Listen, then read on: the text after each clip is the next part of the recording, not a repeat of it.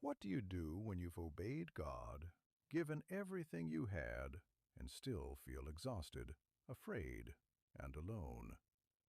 Many people imagine God's greatest servants never struggled, but the story of Elijah shows the opposite.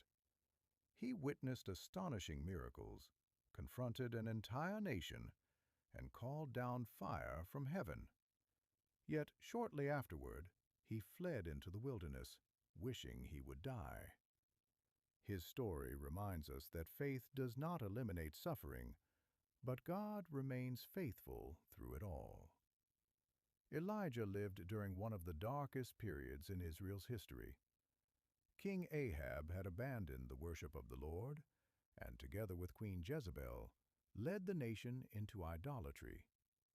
The worship of Baal spread throughout the land, and many prophets of God were persecuted and killed. Then God raised up Elijah. Without warning, Elijah appeared before King Ahab with a message. "There will be neither dew nor rain in the coming years, except at my word." The drought was God's judgment against Israel's rebellion. But after delivering the message, Elijah himself had to depend entirely on God. God sent him to a brook where he drank water, and ravens brought him food every morning and evening. When the brook eventually dried up because of the drought, God led him to a poor widow. She had only enough flour and oil for one final meal before she and her son expected to die. Yet Elijah told her not to fear. She trusted God's word. Miraculously, the flour and oil never ran out throughout the famine. After several years, God commanded Elijah to confront Ahab once again. The moment had come for Israel to decide whom they would serve. On Mount Carmel, hundreds of prophets of Baal gathered before the people. Elijah challenged them, "If the Lord is God, follow him. But if Baal is God, follow him." 2 altars were prepared. The prophets of Baal prayed from morning until evening. They shouted, they danced, they cried out. Nothing happened. There was no answer. Then Elijah rebuilt the Lord's altar. He placed the sacrifice on it. To remove every possibility of deception, he ordered water to be poured over the sacrifice, not once, but 3 times, until everything was soaked. Then he prayed a simple prayer. Immediately fire fell from heaven.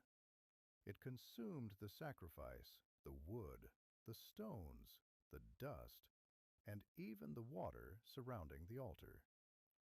The people fell on their faces and cried, "The Lord, He is God! The Lord, He is God!" Afterward, Elijah prayed again.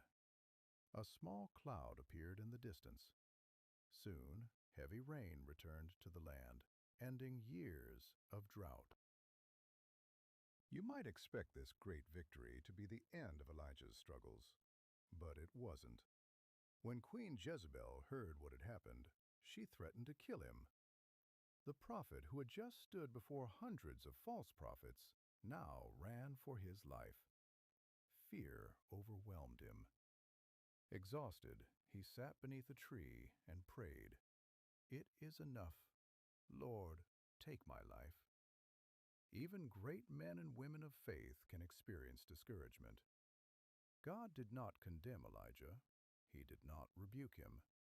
Instead, God allowed him to rest. An angel brought him food, then more food, then strength for the journey ahead. Sometimes the most spiritual thing a weary believer needs is rest, nourishment, and God's gentle care. Eventually, Elijah reached Mount Horeb. There, God asked him a simple question. "What are you doing here, Elijah?" A powerful wind came, but God was not in the wind. An earthquake followed. God was not in the earthquake. Then came fire. Still, God was not in the fire. Finally came a gentle whisper, and in that quiet voice God spoke to Elijah. Elijah believed he was completely alone, but God revealed that 7,000 people in Israel had remained faithful.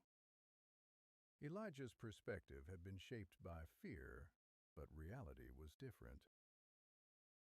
Elijah continued serving God faithfully.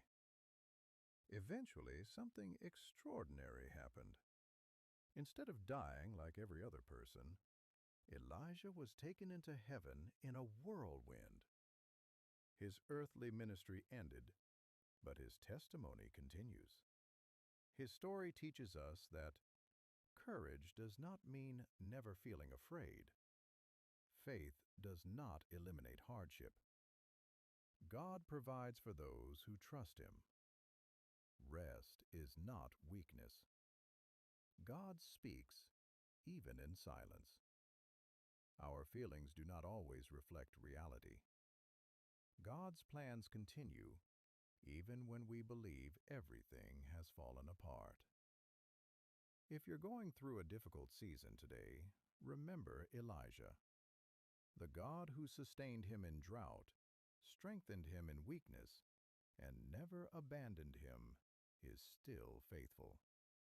Trust Him, even when the journey is hard.